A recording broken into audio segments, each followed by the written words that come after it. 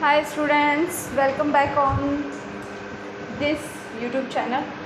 तो गाइज़ जैसा कि हमें पता है कि कुछ भी पढ़ने से पहले बेस हमारा क्लियर होना बहुत ज़रूरी है। तो देखिए जैसे कि आगे के जैसे टॉपिक हम पढ़ते जाएंगे ना, फर्स्ट ग्रेड सेकंड लेवल के लिए सेकंड ग्रेड के लिए IAS वगैरह सब में मतलब ज्योग्राफी का मेन पोर्शन रहता ही है। तो उन सब का बेस तैयार करेंगे सबसे पहले, ठीक है। फिर टॉपिक से टॉपिक लेके चलेंगे फर्स्ट ग्रेड के। तो वो फर्स्ट ग्रेड के टॉपिक लेवल के होंगे, अच्छे लेवल के होंगे, हायर एग्ज़ाम जो होते हैं उनके लेवल के होंगे। तो हम आज करने जा रहे हैं वो है कि भूवैज्ञानिक काल मापक्रम, जो सारणी है समय सारणी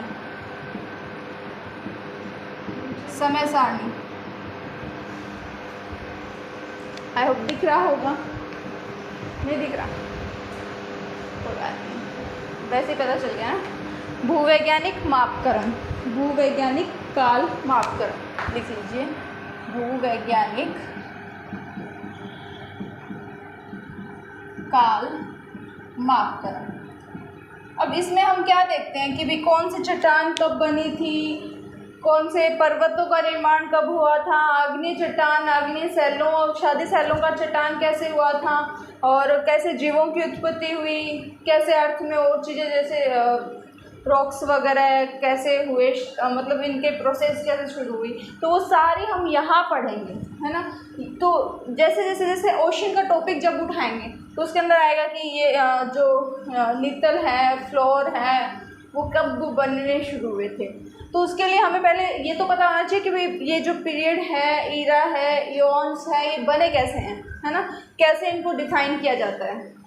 तो चलिए देखते हैं, जैसे जैसे मैं लिखूँ वैसे वैसे लिखते जाना, क्योंकि ये बहुत कंफ्यूजन सारणी, अगर ये सारणी ये टेबल याद हो गई आप लोगों को तो ये आगे का पंगा ही खत्म हो जाएगा फिर, ठीक है। तो गाइस देखिए, सबसे पहले मतलब इतिहास क्या होता है, ये हमारा प्रेजेंट है ना, और प्रेजेंट के नीचे जाते हैं हम, नीचे इन द सेंस आगे नहीं पीछे, पीछे मतलब कोई ना कोई तो मतलब स्टॉपेज तो कहीं है ही नहीं, लेकिन जहाँ से अपन को नॉलेज मिलना शुरू हुआ है वहाँ से हम पढ़ना शुरू करेंगे। तो हम जो टेबल बनाएंगे वो नीचे से स्टार्ट करेंगे, ताकि और जो नीचे से स्टार्ट करके उनके नेम लिख लेंगे, उसके बाद में जो उसकी टाइमिंग होगी वो टाइमिंग हम बाद में लिखेंगे। वो टाइमिंग हम कैसे लिखेंगे, क्योंकि हम ऐसे पढ़ेंगे 6 से 7, 7 से 8, तब तो हमें याद रह जाएगा, लेकिन हम ऐसे पढ़ेंगे कि 9 से 8, 8 से 7, तो हमें याद नहीं रहेगा, ठीक है। तो हम देखते हैं, शुरू करते हैं। तो सबसे पहले मैं बताती हूँ आपको कि जो भूगर्भीय समय सारणी के अनुसार संपूर्ण जो समय है उसको 2 अवधियों में बांटा है। एक तो है क्रिप्टोजोइक, दूसरा है फेनेरोजोइक। क्या बताया मैंने, क्रिप्टोजोइक और दूसरा मैंने बताया फेनेरोजोइक। क्या, फेनेरोजोइक। इन 2 को पढ़ते हैं पहले, इन 2 को ही 2 में बांटा गया है सबसे पहले। ये क्या है, इयॉन्स है, ठीक है, सबसे बड़ा पार्ट क्या है, इयॉन्स। इसके बाद में आएगा एरा, ठीक है, एरा। फिर आता है यहाँ पे पीरियड, और फिर हम बात करेंगे किसकी, सबसे बड़ा पार्ट ये हो जाएगा, इसके फर्दर पार्ट एरा में आ जाएंगे, उसके फर्दर पीरियड में आ जाएंगे, और उसके बाद में एपोच, जिसको युग बोलते हैं, एपोच युग। अगर इनको आप इंग्लिश में याद करोगे तो ज़्यादा सही रहेगा, है ना। एरा महाकल्प, और ये कल्प, और ये इयॉन। तो अगर आप इंग्लिश में याद करोगे तो ज़्यादा रहेगा, क्योंकि पेपर जो होते हैं वो इंग्लिश और हिंदी दोनों में आते हैं, तो कुछ टर्म इंग्लिश की याद होनी सही है, क्योंकि वो इजी रहती है ना। तो मैन है, कितने भागों में बांटा है समय सारणी को, 2, क्रिप्टोजोइक और फेनेरोजोइक। फिर फर्दर हम अगर बात करते हैं इसकी, तो इसको फर्दर जैसे इसके अंदर तो कुछ नहीं दिया हुआ है ना, सिर्फ इतना है कि इसका उपलब्ध घटना कोई भी उपलब्ध नहीं है, लेकिन इसका समय क्या है, 4.8 से लेके 13.7, 4.8 से लेके 13.7 अरब है, अरब वर्ष पूर्व। तो ये इसका समय रहेगा। ज़्यादा इसकी घटना के बारे में पता नहीं चलता, इसलिए इस युग को हम नाम देते हैं छिपा हुआ काल, क्या देते हैं? छिपा हुआ काल। इसकी एक सारणी बनी हुई है मेरे पास, तो मैं उसका नोट्स के लिए उसको इंस्टाग्राम पे अपलोड कर दूँगी, तो वहाँ देख लीजिए। और जैसे ही यहाँ 500 के नियर अबाउट सब्सक्राइबर होते हैं मेरे, मैं यहाँ भी अपलोड कर दूँगी वो, लेकिन उसके लिए आप लोगों की हेल्प की ज़रूरत है, तो प्लीज़ सब्सक्राइब करिएगा। तो क्रिप्टोजोइक में समय क्या रहता है? 4.8 से 13.7 अरब वर्ष पूर्व, मतलब आज से इतने साल पहले ये समय रहता है। और अगर इसके अंदर हम बात करें तो जो ब्रह्मांड की उत्पत्ति है, पृथ्वी की उत्पत्ति है, सन की जो उत्पत्ति है ना, सूर्य की उत्पत्ति, सूर्य की उत्पत्ति, ब्रह्मांड की उत्पत्ति, ब्रह्मांड की उत्पत्ति, ये सब इसी के अंदर हुआ था। बिग बैंग का बिग बैंग जो हुआ था वो भी इसी में, सुपरनोवा सब इसी में हुआ था, है ना। तो नियर अबाउट 5 से 13.7 अरब वर्ष पूर्व भी दे सकते हैं इसको, और ये भी दे सकते हैं, तो ध्यान रखिएगा, ठीक है। उत्पत्ति किसकी? सूर्य की और ब्रह्मांड की। तो अब ये अगर हम जानना चाहें कि कब कब हुई थी, तो ये तो 5 अरब वर्ष पहले। कितने? 5 अरब वर्ष पहले। और अगर ब्रह्मांड की बात करें हम, तो 12 अरब वर्ष पहले। कितने? 12 अरब वर्ष पहले। और इसके जो बिग बैंग हुआ था वो कब हुआ था? 13.7 को बिग बैंग हुआ था। तो सबसे पहला जो प्रोसेस था, समय था, वो क्या था? क्रिप्टोजोइक। ये दिख रहा है मोना सारा? तो ये पहले क्या था? छिपा हुआ काल कहते हैं। क्वेश्चन हो सकता है कि छिपा हुआ काल किसको कहते हैं? तो क्रिप्टोजोइक को कहते हैं, ठीक है। तारों की उत्पत्ति हुई थी, सुपरनोवा, बिग बैंग, सब कुछ इसी के अंदर हुआ था। समय सूर्य की उत्पत्ति 5 अरब वर्ष पहले, ब्रह्मांड की उत्पत्ति 12 अरब वर्ष पूर्व या पहले, 13.7 से पहले बिग बैंग हुआ था। बिग बैंग की थ्योरी तो सबने पढ़ी होगी कि जैसे क्या बोलते हैं कि वो एक गुब्बारा लेते हैं, उस पर पॉइंट्स करते हैं, तो जैसे जैसे उसको फुलाते हैं तो वो फूलता जाता है ना, तो वो बड़े होते जाते हैं, तो वो बिग बैंग में था। ये समझ में आया। अब हम चलेंगे फेनेरोजोइक की तरफ, इसके बाद का, ठीक है। सबसे पहले का काल और इसके बाद का काल। तो इसके अंदर हम डिवाइड करके पढ़ेंगे। जो एनसीईआरटी की बुक है इसके अंदर डिवाइड नहीं किया गया है, उसके अंदर सिर्फ ये बताया गया है। अगर इसको हिंदी में देखें तो प्रागजीव कहते हैं, प्रागजीव, ठीक है।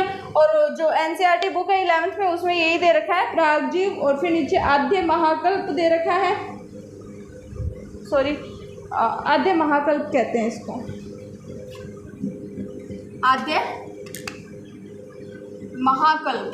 और इसके फर्दर जो पार्ट होंगे उसको बोलेंगे प्रागजीव और ये सब। तो उसके फर्दर पार्ट हम देखें तो सबसे पहले इसमें होया था अजोइक, ठीक है। एक पीरियड जो एरा महाकल्प है उसका एजोइक था। फिर 2 नंबर पे था इसमें आर्कियोजोइक। क्या था? आर्कियोजोइक। और उसके बाद में जो था वो क्या था? प्रोटेरोजोइक। क्या था? प्रोटेरोजोइक। तो अब देखिए, सबसे पुराना ये, फिर ये, फिर ये। अगर हम समय का देखें तो ऊपर से स्टार्ट कर सकते हैं इसका, है ना। वैसे तो सीधी सी बात है, रटना ही पड़ेगा, लेकिन इस सारणी को समझ लोगे तो सारा इजी हो जाएगा आप लोगों के लिए पोर्शन। तो अगर हम समय देखें इसका तो क्या देखेंगे? 3.8 से, यहाँ से देखें या यहाँ से, बताइए। ऊपर से देख लेते ना, इजी रहेगा। तो 57 करोड़ वर्ष पूर्व, और यहाँ पे क्या आ जाएगा? 2.6 अरब वर्ष। फिर यहाँ पे 2.6 अरब वर्ष, और यहाँ पे क्या आ जाएगा? फिर 3.8 अरब वर्ष, और फिर 3.8 अरब वर्ष से 4.8, क्योंकि ये देखो 4.8 ये रहा, तो 4.8 यहाँ आ जाएगा, है ना। 4.8 इतना समझ में आते ही आपकी सारी कहानी बन जाएगी इसकी, कि इसका काल क्या था, ये कब था। और ये चीज़ भी याद रखिएगा कि कब पूछ सकते हैं कि जो आर्कियोजोइक था वो किस युग में था, तो किस युग में था, सॉरी किस ईयन में था, तो वो क्या था? फेनेरोजोइक ईयन में था। और इसमें अगर आपको बात करें कि क्या क्या घटना हुई थी, तो इसमें घटना एक तो इसकी जैसे एज़ोइक की पहले बात कर लेते हैं। जो गर्म पृथ्वी थी ना वो ठंडी होने लगी और भूपट्टी का निर्माण हो गया और जीवन का साक्ष्य नहीं था उस पर। क्या हुआ? पृथ्वी ठंडी हुई, बस इतना याद रखो, ठीक है। पृथ्वी ठंडी हुई, जीवन नहीं था, जीवन का किसी भी तरीके का कोई साक्ष्य नहीं मिला है वहाँ पे। फिर बात करते हैं आर्कियोजोइक की। इसके अंदर अच्छी अच्छी घटनाएं हुई हैं। एक तो क्या कि ज्वालामुखी विस्फोट हुए हैं, ठीक है। प्राचीन सिल्ड का निर्माण, क्या हुआ? ज्वालामुखी हुआ था, ठीक है। सिल्ड का निर्माण हुआ था, दिख रहा है मोना? आग्नेय सैल का ये निर्माण हुए, ठीक है। और इसके साथ साथ और इसमें क्या हुआ? ज्वालामुखी के जो विस्फोट हुए थे वो तीव्र थे, प्रबल थे। उसके साथ साथ में यहाँ पे क्या आई? CO2 की मात्रा भी बढ़ी, ठीक है। कार्बनिक और सल्फ्यूरिक गैसों की भी अधिकता हुई, जलवाष्प भी बना, ठीक है। क्या बना? इधर देख लेते हैं ना, जलवाष्प, कार्बनिक व सल्फ्यूरिक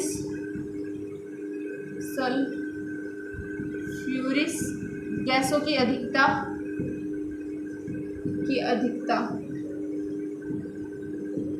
ठीक है। देखिए क्या क्या हुआ? जलवाष्प की मात्रा बनी, यहाँ पे कार्बनिक जो सल्फ्यूरिक गैसें हैं उनकी अधिकता हुई।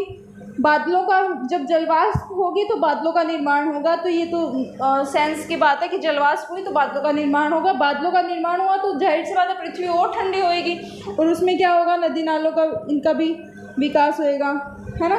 तो जब बादलों का निर्माण होगा तो वर्षा होगी तो जल का अतिक्रमण होगा, नदी सागरों का निर्माण होगा इसमें, और फिर गर्म जल में क्या होगा? जीव का उत्पन्न होगा। देखिए सारा पंक्तियाँ इससे हैं। बाद में बादलों का निर्माण होगा और क्या होगा? जब बादलों का निर्माण होगा तो वर्षा होगी तो पृथ्वी पर क्या आएगा? जल आएगा, पृथ्वी पर जल, और जल आएगा तो जल क्या करेगा? पृथ्वी पर अतिक्रमण कर लेगा और क्या बना देगा? नदी व सागरों का निर्माण हो जाएगा। अब देखिए एकदम तप्त तो कोई पदार्थ होता है, उस पर पानी डाल दे तो पानी भी थोड़ा गर्म हो ही जाता है ना। तो पानी तो गर्म ही था वहाँ पे। फिर जब गर्म पानी था ना तो उस गर्म सागरों में या गर्म जल में जीवों का क्या हुआ? विकास हुआ, शुरू हो गया है यहाँ पे विकास। किसकी बात कर रहे हैं हम? आर्कियोजोइक की, ठीक है। ये सारा कुछ हम आर्कियोजोइक के बारे में पढ़ रहे हैं अभी। तो गर्म जल, जीवों का विकास हुआ। जब जीवों का विकास हुआ तो वो जीव किस तरीके से, किससे हुआ? इनका रसायन पदार्थों से हुआ। इनका निर्माण किससे हुआ? रासायनिक पदार्थों से इनका निर्माण हुआ। और इसके अंदर कंफ्यूज होने वाली कोई चीज़ें नहीं पढ़ेंगे हम, सिर्फ इतना कि जो ज्वालामुखी विस्फोट हुए प्रबल थे, लेकिन ध्यान रखिएगा इसमें ऐसे ज्वालामुखी विस्फोट से किसी भी तरीके की पर्वत निर्माणकारी घटनाएं नहीं हुई थी। सिल्ड आग्नेय सैलों का सबसे पहले पता किस युग में चला? हमें आर्कियोजोइक में। अब हम पढ़ेंगे प्रोटेरोजोइक के बारे में। तो देखिए इसके अंदर क्या कहता है? इस कल्प में प्रोटा जो जीव हैं उनकी अधिकता हुई थी, ठीक है। और इसीलिए इसका नाम क्या रख दिया? प्रोटेरोजोइक। जो प्रोटोजोआ जीव हैं, किसकी? प्रोटोजोआ जो जीव हैं उनकी अधिकता हुई, जिसके कारण इसका नाम प्रोटोजोइक काल रख दिया। और फिर जैसे एक जीव आया तो उसके फर्दर पार्ट मतलब अलग अलग जीव आने लगे। और क्या हुआ? जैसे यहाँ क्या हुआ था? ज्वालामुखी विस्फोट हुआ था। तो इसके बाद के युग में क्या होगा? फिर पर्वत निर्माणकारी घटनाएं शुरू हो जाएगी। अरावली पर्वतमाला का जो उद्भव है वो यही हुआ है, ठीक है। अरावली पर्वतमाला का उद्भव इसी काल में हुआ। कब?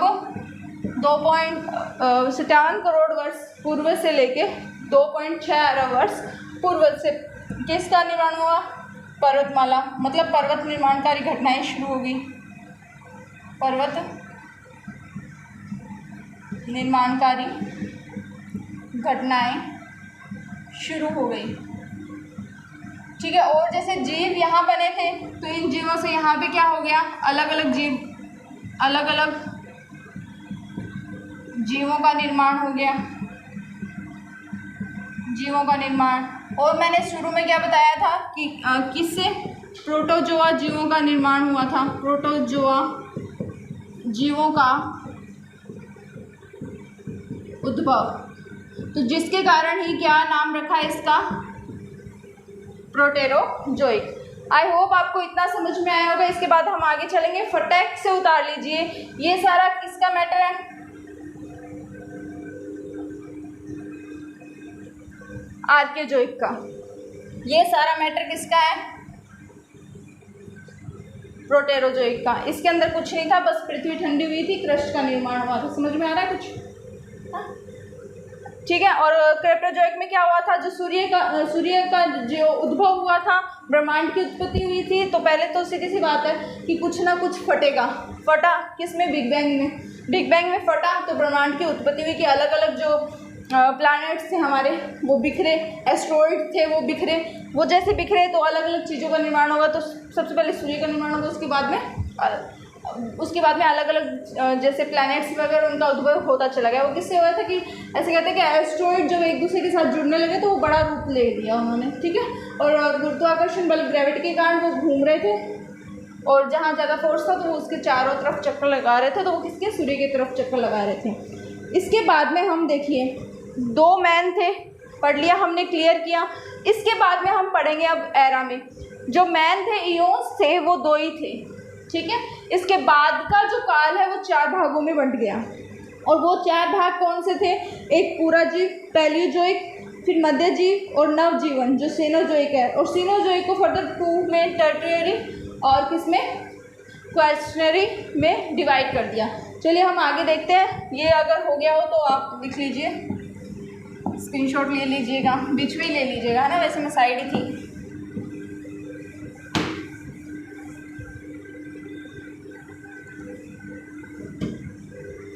देखिए अब हम पढ़ेंगे कि पहले यहाँ पे कौन सा काल आया, पूरा जीव, पूरा जीव। ठीक है।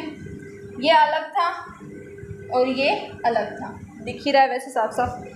जब पूरा जीव काल में हम बात करेंगे तो हम बात करेंगे, इसको भी फर्दर में डिवाइड किया गया था। और इंग्लिश हम देखें तो पैलियोजोइक, पैलियोजोइक। ठीक है। और अगर इसका टाइम पीरियड, इसका टोटल टाइम पीरियड देखें तो हम 57 करोड़ से, देखें 57 करोड़ से 4.8 या 5 अरब तक मिल सकता है आपको। ठीक है। और अगर इसका पूरा टाइम देखें हम तो इसका पूरा टाइम क्या हो जाएगा, 24.5 करोड़ से, कितना, 24.5 करोड़ से, यहाँ कितना था, 57 करोड़ था ना, तो 57 करोड़ का इसका टाइम हो जाएगा। ठीक है। अब हम इसकी बात करेंगे। इसको पीरियड्स में डिवाइड किया गया, इसको फर्दर पीरियड्स में डिवाइड किया गया। वो पीरियड्स क्या थे, तो ध्यान से ऊपर से नीचे नहीं पढ़ना, हमें नीचे से ऊपर पढ़ना है। तो इसमें सबसे पहले क्या था, कैम्ब्रियन, कैम्ब्रियन। और ये क्या है, पूर्व कैम्ब्रियन। क्या है, पूर्व कैम्ब्रियन। फिर इसके बाद में हम बात करते हैं ओर्डोविशियन। क्या, ओर्डोविशियन। कितनी भी ट्रिक कर लो, याद तो अपन को नाम ही करने पड़ेंगे। फिर सिल्यूरियन, सिल्यूरियन। ठीक है।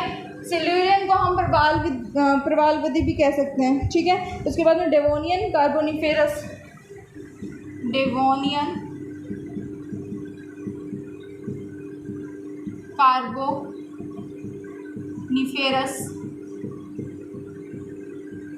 और ऊपर मैं रब कर देती हूँ, पीरियड्स तो दिख ही रहा होगा सभी को, है ना। एक और बच गया, परमिलियन, परमिलियन। ठीक है। यहाँ पीरियड्स लिख लीजिएगा, पीरियड्स, एवरेज। इतनी चीज़ समझ में आई होगी आपको। टाइम क्या है, 25.5 करोड़ से 57.5 करोड़। इसको बांटना है, इसको, सीधी सी बात है। ठीक है। इसको बांटेंगे तो हम देखते हैं फिर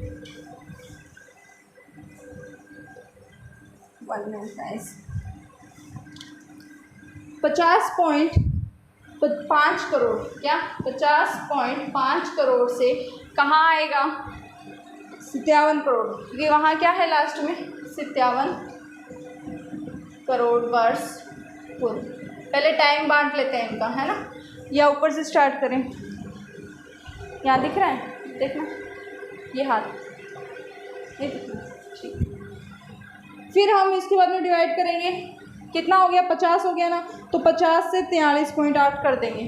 43.8 से 50.5 करोड़ वर्ष। फिर यहाँ पे 43.5 आ जाएगा, फिर यहाँ पे 43.5 आ जाएगा, तो इसका काल कितना था 40.8 से 43.8, फिर यहाँ 40 आ जाएगा, फिर हम लिख देंगे 36 से 40.8, फिर यहाँ 36 आ जाएगा, और क्या लिख देंगे हम फिर 28.6 से 36, और फिर जो परमीनियन का है वो क्या हो जाएगा 24 से 26, 24.5 से 28.6, क्या है यहाँ पे 28.6 करोड़ वर्ष पूर्व। ठीक है, करोड़ में चल रहा है। कहाँ से शुरू हो गया था, करोड़ में, यहाँ जो इसका जो अंतिम काल था प्रोटेरोजोइक का, जो पूर्व कैम्ब्रियन का काल था, वो यहाँ से अंतिम काल था इसका। 57 करोड़ के अंदर डिजिट आनी यहाँ से शुरू हो गई थी, इससे पहले सारा कुछ अरब में चल रहा था। तो ये देखिए हमने क्या देखा, सबसे पहले क्रिप्टोजोइक आया, क्रिप्टोजोइक में ये हुआ, फिर कौन सा काल आया फेनेरोजोइक का आद्य महाकल्प आया, जिसके अंदर पूर्व कैम्ब्रियन में एजोइक, आर्कियोजोइक, प्रोटेरोजोइक के बाद में ये एक बड़े पार्ट में डिवाइड किया गया है समय के, पैलियोजोइक को फर्दर फिर अलग अलग टाइम में डिवाइड किया, क्योंकि हर एक पीरियड में क्या अलग अलग प्रोसेस हुई थी, जो अलग अलग प्रोसेस हुई उसके अकॉर्डिंग फिर इसको अलग अलग डिवाइड कर दिया गया। अब इसकी प्रोसेस देखेंगे कि क्या क्या हुआ। देखिए यहाँ लिख देते हैं, पहले बात करेंगे हम किसकी, कैम्ब्रियन की। तो ज़्यादा ना डीप में जाने की ज़रूरत नहीं है, सीधी सी बात पढ़ेंगे हम। यहाँ क्या हो गया था, समुद्री जीव आने, ये मैं रब करी पूरा जीव लिख लिया होगा सभी, नहीं करते थोड़ा ध्यान देते हैं। क्या समुद्र में समुद्री जीव उत्पन्न होने लगे थे, वनस्पति, समुद्री जीव व वनस्पति, एक तो इनका उद्भव हुआ। और देखिए जब आग्नेय सेल बन गई तो क्या कौन सी सेल बनेगी, अवसादी सेल, किसके अंदर, कौन से काल के अंदर, कैम्ब्रियन में। कैम्ब्रियन का देखिए, और वहाँ पे जब नदी और सागर बन गए थे तो पर्वतों का निर्माण शुरू होने लगा, तो महाद्वीपों की जो क्रिया होने लगी ना वो भी इसी के अंदर शुरू हो गई। ठीक है, तो इसके अंदर हम और क्या लिख सकते हैं कि महाद्वीपों का और निर्माण होने लगा, मतलब शुरू तो पहले ही हो गया था, जब पर्वत निर्माण कार्य इस प्रोसेस में ही शुरू हो गया था, है ना, और वहाँ भी एकदम लगातार बनता ही गया। जल की मात्रा में वृद्धि हुई। विश्व की प्राचीनतम जो अवसादी सेल है वो कहाँ की है, कैम्ब्रियन युग की है। ठीक है, विश्व की प्राचीनतम सेल की बात करें तो वो कहाँ की है, कैम्ब्रियन युग की है।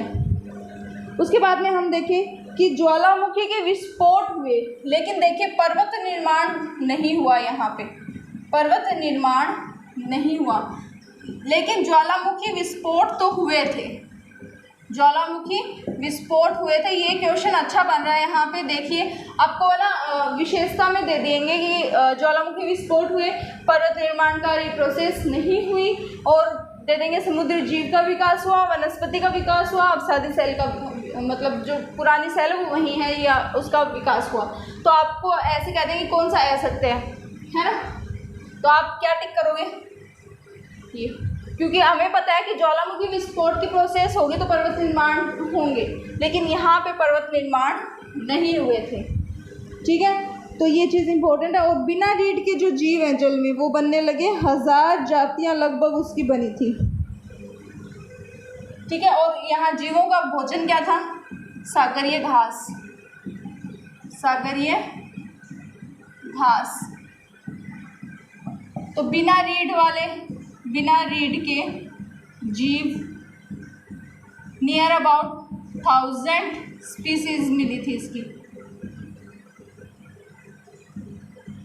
ठीक है, भोजन सागरीय घास था, बिना रीढ़ के जीव मिले, 1000 स्पीसीज मिली थी, समुद्री जीव वनस्पति का उद्भव हुआ, अवसादी सेल का निर्माण हुआ, पर्वत निर्माण नहीं हुआ, जबकि ज्वालामुखी विस्फोट हुए थे।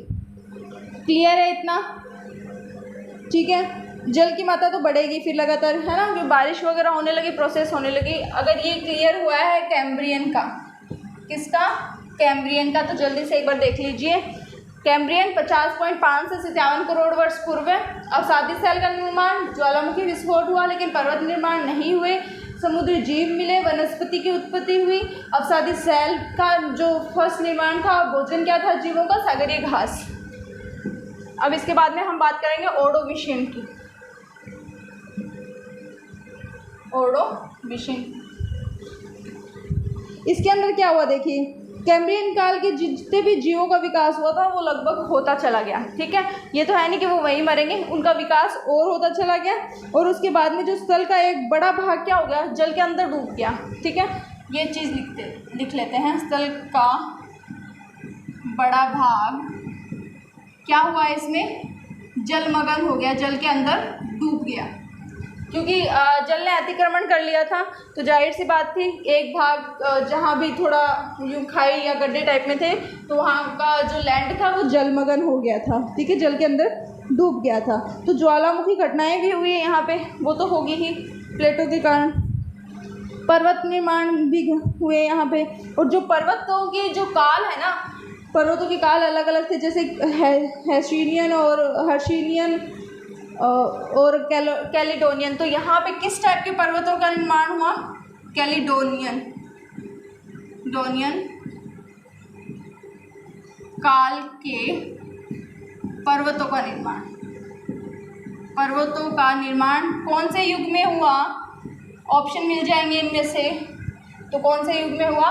ऑर्डोविशियन युग में हुआ। किसका निर्माण? कैलिडोनियन पर्वतों का निर्माण। उसके बाद में चट्टानों का जमाव उत्तर पश्चिम यूरोप में हुआ और उत्तर अमेरिका में हुआ। ठीक है, जलवायु गर्म हुई लेकिन कटिबंध फिर भी नहीं बने थे। क्या? 3 नंबर, जलवायु तो गर्म थी, ठीक है, लेकिन कटिबंध नहीं बने। किसमें बनते हैं कटिबंध? अक्षांश बनाते हैं। ठीक है, कटिबंध नहीं बने। आई बात समझ में? ओर्डोविशियन लिख दिया क्या? ओर्डोविशियन लिखना। ठीक है, ओर्डोविशियन। जलवायु गर्म हुई, कटिबंध का निर्माण नहीं हुआ, कटिबंध नहीं बने। 5 जो कटिबंध मैंने आपको अक्षांश में बताए थे, वो कटिबंध यहाँ एक भी नहीं बना था। स्थल का बड़ा भाग जल के अंदर डूब गया था। कैलिडोनियन काल के पर्वतों का यहाँ पे निर्माण हुआ था। ठीक है, और चट्टानों का जमाव कहाँ हुआ था? चट्टानों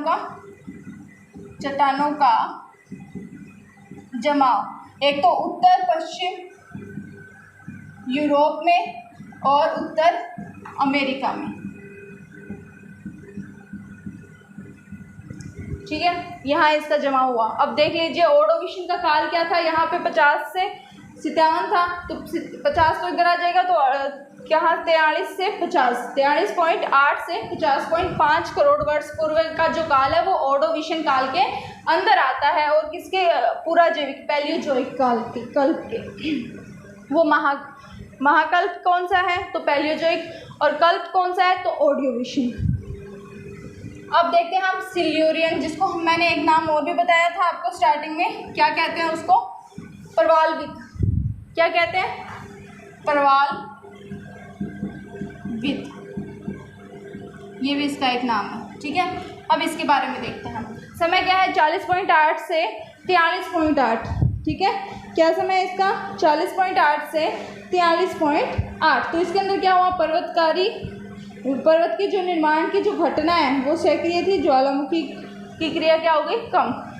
अलग टॉपिक है। ज्वालामुखी प्रोसेस कम हुई, और पर्वत निर्माण ज़्यादा हुए। ठीक है, ऑपोजिट प्रोसेस चल रही है, ध्यान रखिएगा, स्टार लगा के लिख लीजिए। ज्वालामुखी तो कम हुई और पर्वत निर्माण की जो प्रोसेस थी वो ज़्यादा हुई। जो कैलिडोनियन पर्वत के निर्माण थे वही हुए। कौन से पर्वत के काल, पर्वतों का जो समय था ना उनको भी फर्दर बांटा गया है। तो कैलिडोनियन काल के पर्वतों का निर्माण हुआ था, काल के पर्वतों का निर्माण हुआ था। और अगर हम बात करें तो कहाँ कहाँ हुआ वो देख लीजिए। स्विट्ज़रलैंड, नॉर्वे इस साइड हुआ था, स्कॉटलैंड, स्कैंडिनेवियाई जो देश हैं जिसके अंदर कौन कौन से आते हैं, नॉर्वे, फिनलैंड, स्वीडन, डेनमार्क और आइसलैंड। क्या? स्कॉटलैंड और स्कैंडिनेवियाई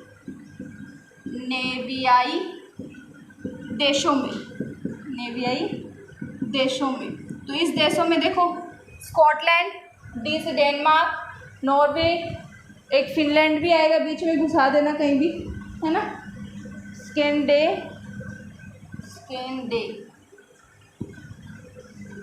क्या क्या आ जाएगा देखिए एक बार फिर, नॉर्वे, फिनलैंड, स्वीडन, डेनमार्क और आइसलैंड लिख ही देते हैं ना। नॉर्वे, फिनलैंड,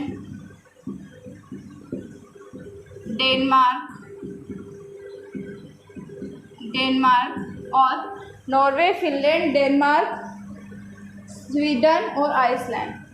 स्वीडन सबसे पहले लिखना था ना, आइसलैंड। ये यहाँ के पर्वत दिख रहा है क्या? ये गिच पिच हो रहा है, समझना तो पड़ेगा। तो स्कैंडिनेवियाई देशों में और स्कॉटलैंड का जो जगह था वहाँ पे कैलिडोनियन काल के पर्वतों का निर्माण किस युग में हुआ? सिल्यूरियन प्रवालविद युग में। अब देखिए जो पर्वतों का निर्माण हुआ वो किसके कारण होगा? प्रवालों के कारण, क्योंकि ज्वालामुखी की प्रोसेस तो कम हो गई है ना, तो वो इसके कारण होगा। और फिर बात करते हैं जो आल्प्स का आंतरिक पर्वत था ना, आल्प्स का जो आंतरिक भाग, आल्प्स पर्वत कहाँ है? कमेंट में बताइएगा। पर्वत का जो आंतरिक भाग था वो इसी काल में बना था, आंतरिक भाग। और अगर इसकी बात करें तो इस कल्प में जो स्थल भाग पर जो पहली बार वनस्पति थी, इतने टाइम तक तो कहाँ थी? इसमें कहाँ थी? इसमें समुद्री जीव और वनस्पति लिखे थे, ओर्डोविशियन में थे, समुद्री वनस्पति थी। स्थल पे पहली बार वनस्पति कहाँ आई? स्थल पर वनस्पति इसमें आई सबसे पहले, ठीक है, इंपॉर्टेंट है, लिख लीजिएगा। प्रवालों का भी यही विस्तार हुआ, इसलिए इसको प्रवालों का विस्तार, प्रवालविद कह देते हैं, प्रवालों का विस्तार। देखिए क्या क्या था इसके अंदर, पूरा जीव पैलेयोजोइक में। ज्वालामुखी कम थे, पर्वत निर्माण ज़्यादा थे, प्रवालविद है तो प्रवालों का विस्तार हुआ था, जिसके कारण पर्वतों का अच्छे से निर्माण हुआ। कैलिडोनियन टाइप के पर्वत थे, उस काल के पर्वत थे। स्कॉटलैंड, स्कैंडिनेवियाई जो देश थे उसमें कौन कौन से देश आते हैं? नॉर्वे, फिनलैंड, डेनमार्क, स्वीडन और आइसलैंड, ये देश आते हैं। यहाँ इनका पर्वतों का निर्माण हुआ। आल्प्स पर्वत का जो आंतरिक भाग है सिल्यूरियन काल में बना। कौन से काल में? सिल्यूरियन काल में बना। आल्प्स ये हो गया। स्थल पर वनस्पति सबसे पहले कौन से काल में आई? सिल्यूरियन काल में आई।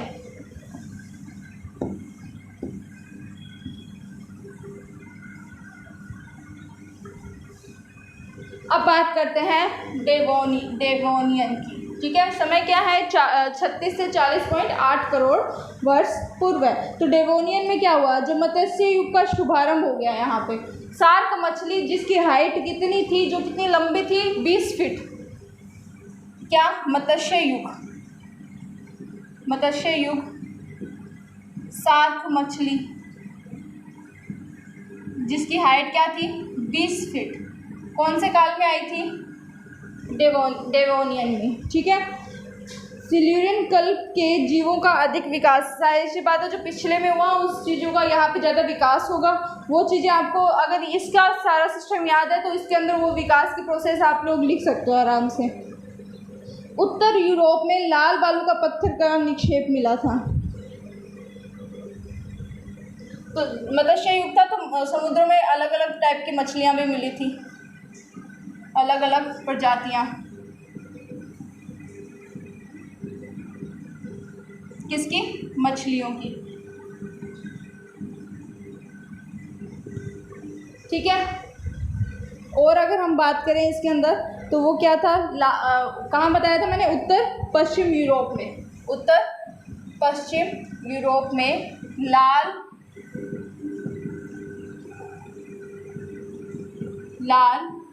बालू पत्थरों का निक्षेप क्या दिख रही है, बॉल कुछ ही, ठीक है। उत्तर पश्चिमी यूरोप लाल बालू पत्थरों का निक्षेप यहाँ हुआ था। यहाँ अब देखिए यहाँ मछलियाँ बनी ना, तो उभयचर और सरीसृप भी बनेंगे, उभयचर व सरीसृप बनेंगे, ठीक है। तो उभयचर और सरीसृप कहाँ, यहाँ। अब आगे के जो काल पढ़ेंगे वो एक तो उभयचारी युग कहलाएगा और एक क्या कहलाएगा, सरीसृप काल का युग कहलाएगा। तो ध्यान रखिएगा यहाँ पे उनका मतलब शुरुआत हो गई थी, उभयचर व सरीसृप की शुरुआत हो गई थी, ठीक है।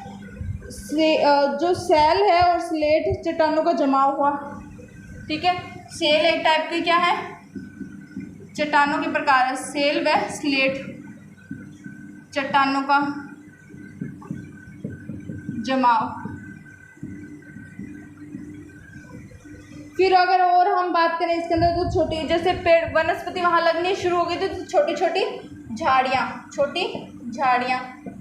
और अप्रोक्स अगर उसकी हाइट की बात करें तो उनकी हाइट कितनी थी, इन झाड़ियों की, छोटी झाड़ियाँ तो हैं लेकिन हाइट यहाँ तक थी, 40 फीट तक, ठीक है। फिर मतलब वहाँ वनस्पति हुई तो छोटी झाड़ियाँ आई, छोटे पौधे आए, पेड़ पौधे आए, ठीक है। वृक्षों का आविर्भाव आप लिख सकते हो इसके अंदर, वृक्षों का उद्भव।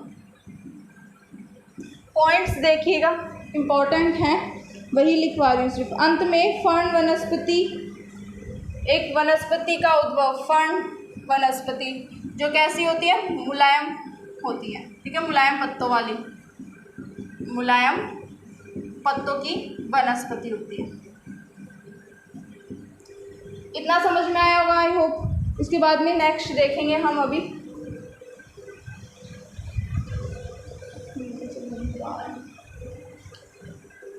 किसकी बात करेंगे, कार्बोनिफेरस की। जब कार्बोनिफेरस युग आया है तो इम्पोर्टेंट है, ध्यान रखिएगा। डेवोनियन में क्या हुआ, मत्स्य युग, अलग अलग मछलियाँ भी पनपी। शार्क मछली की लंबाई कितनी थी, 20 फीट तक थी। उत्तर पश्चिमी यूरोप में क्या मिला हमें, लाल बालू जो बलुआ पत्थर थे उनका निक्षेप मिला। उभयचर और सरीसृप का उद्भव सेल व स्लेट चट्टानों का जमाव हुआ। छोटी छोटी झाड़ियाँ मिली 40 फीट तक की। वृक्षों का उद्भव हुआ, फर्ण वनस्पति का उद्भव हुआ।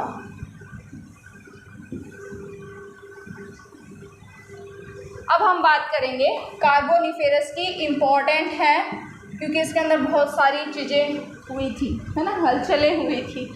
28.6 से 36 तक का देखिए इसके अंदर क्या हो, जलवायु परिवर्तन होकर उष्ण व आर्द्र निर्मित हुई, ठीक है। जलवायु परिवर्तन हुआ, पहला क्या हो गया, जलवायु परिवर्तन, तो वो कैसी हो गई, उष्ण व आर्द्र।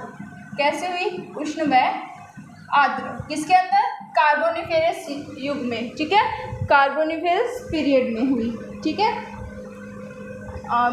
थोड़ी थोड़ी प्रोनाउंसिएशन गलत हो रही है कि युग तो वो है, ये पीरियड है, ठीक है, इस पीरियड में हुई।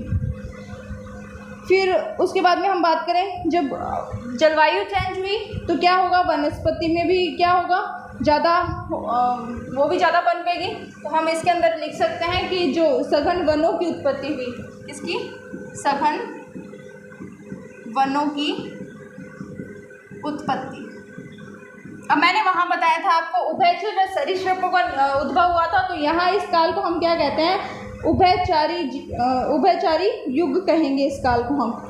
सरीसृपों की भी उत्पत्ति हुई थी, लेकिन इसको नहीं कहेंगे, जो ज़्यादा हुई थी वो पर्मिनियन में हुई थी, ठीक है। तो इसके अंदर हम बात करते हैं कि वन भूमि में, जैसे वनों की उत्पत्ति हुई तो वन भूमि में भी दब गए, और दाब व ताप के कारण क्या हुआ, कोयले का निर्माण हुआ गया, ठीक है। वन भूमि में दबे, किसके कारण, ताप व दाब के कारण क्या बने, कोयला बना। और जैसे ही कोयला बना, इसको क्या कह दिया, कोयला युग। क्या नाम दे दिया इसको, कोयला युग। तो किसको कहते हैं, कार्बोनिफेरस काल को क्या कहते हैं, कोयला युग कहते हैं। ठीक है, और इसके अंदर अच्छे जो क्वालिटी के जो कोयला थे, एंथ्रेसाइट और बिटुमिन्स, एंथ्रेसाइट लिख लेना, एंथ्रेसाइट और बिटुमिन्स, अच्छी क्वालिटी के जो कोयला थे मीन्स, इनका उद्भव हुआ। ठीक है, किसके कारण हुआ, सघन वनों की तो उत्पत्ति हुई। जो पहले जो वन थे उनका दबाव हुआ, दबे वो भूमि में, और ताप के कारण क्या बन गया, कोयला बन गया। और फिर उभयचरी जीवों की अधिकता हुई, अधिकता के कारण इसको क्या नाम दे दिया, उभयचरी युग। क्या नाम दिया, उभयचरी युग, क्योंकि उभयचरों की अधिकता के कारण। इतना समझ में आया होगा। सरीसृपों की भी उत्पत्ति हुई है इसके अंदर, याद रखिएगा, क्योंकि यहाँ उत्पत्ति हुई थी। उत्पत्ति होने के कारण क्या हुआ, यहाँ उत्पत्ति हुई। उत्पत्ति होने के कारण मैंने आपको बताया था कि प्रोसेस आगे आगे बढ़ती जाएगी, है ना। तो ये आगे बढ़ेगी तो इसके कारण आगे का भी प्रोसेस होगा, तो आगे तो होगी ही, लेकिन ज़्यादा जहाँ हुई तो उस काल को सरीसृप काल कहेंगे फिर हम। और एक चीज़ और नोटिस कर लीजिए, युग के अंत में, मतलब कब, 36 करोड़ वर्ष पूर्व, 28 करोड़ वर्ष पूर्व क्या हुआ, इसमें जो लंबे लंबे जीव है ना, उनका विकास शुरू हो गया। मतलब लंबे जीवों का नियर अबाउट 15 फीट का उद्भव, ठीक है, शुरू हो गया। कब, अंत में, 28 करोड़ वर्ष पूर्व। इतनी बात समझ में आई। उसके बाद में हमारा थोड़ा ही पोर्शन बचेगा, एक परमिनियन नोट कर लेते हैं, बाकी का हम नेक्स्ट वीडियो में देखते हैं।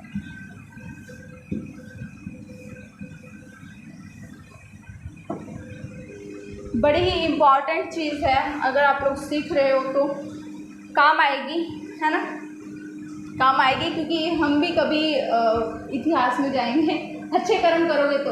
इतिहास एक्चुअल में होता है क्या, ये नहीं है कि हम मर गए तो हमारा भी इतिहास बन गया, है ना। इतिहास उन्हीं का लिखा जाता है जो अच्छे कर्म करते हैं। अच्छे कर्म इस द सेंस ये नहीं है खाना पीना सो जाओ, किसी को कुछ गाली नहीं देनी, झूठ नहीं बोलना, कुछ नहीं करना, है ना। उसका मतलब ये नहीं है, उसका मतलब कुछ ऐसा करो कि लोग आपको याद रखें, इसलिए आपका नाम इतिहास में ऐड होगा। चलिए नेक्स्ट देखते हैं, परमिनियन युग, ठीक है, कल्प जो है ठीक है, पीरियड जो है, समय क्या है, 24.5 से 28.6 करोड़ वर्ष पूर्व। इसके अंदर मैंने बताया क्या हुआ, सिर्फ सरीसृपों की वृद्धि हुई, बाकी की प्रोसेस सेम रहेगी, चलती जाएगी। वो सरीसृपों की वृद्धि के कारण इसको क्या कह देते हैं, सरीसृप युग। सरीसृप युग। रेप्टाइल्स जो हैं, रेप्टाइल्स क्या कहेंगे, पीरियड, ठीक है, रेप्टाइल्स पीरियड कहते हैं। सरीसृपों की वृद्धि के कारण इस युग को ये नाम दे दिया। अनेक पर्वत बने, और जो पर्वत निर्माण हुआ वो कौन से युग के पर्वतों का था, पर्वत निर्माण हर्शियन काल के। अभी देखिए और किस किस में पर्वतों का निर्माण हुआ था, तो वो कैलिडोनियन टाइप के पर्वत थे, और वो कौन कौन से थे बताइए मुझे जल्दी से। एक तो कहाँ हुए थे कैलिडोनियन टाइप के, ऑर्डोविशियन में। दूसरे कैलिडोनियन कहाँ हुए, सिल्यूरियन में। ऑर्डोविशियन और सिल्यूरियन में कैसे हुए थे, कौन से काल के हुए थे, कैलेडोनियन काल के। किसके, कैलिडोनियन काल के पर्वतों का निर्माण हुआ यहाँ पे। और इसमें किसका हुआ, परमिनियन में हर्शियन काल के पर्वतों का निर्माण हुआ। और अगर आप लोगों को नोट्स चाहिए तो प्लीज़ कमेंट करें, और इसका पूरा मेरे पास एक पेज में सब कुछ लिखा हुआ है अच्छे से, मैं आपको वो नोट्स दे दूँगी, और आप लोगों के लिए बेनिफिशियल रहेगा। जैसे कि मैंने बताया, आगे जो महाद्वीप, ओशियन, कॉन्टिनेंट्स पढ़ोगे उसके अंदर आएगा कि इस चीज़ का निर्माण इस युग में हुआ, इस चीज़ का उद्भव उस युग में हुआ। तो गाइज आई होप इतना आपको समझ में आया होगा। एक बार नहीं तो 2 बार रिवाइज करिएगा वीडियो को, आपको अच्छे से समझ में आएगा। Thank you for watching, bye.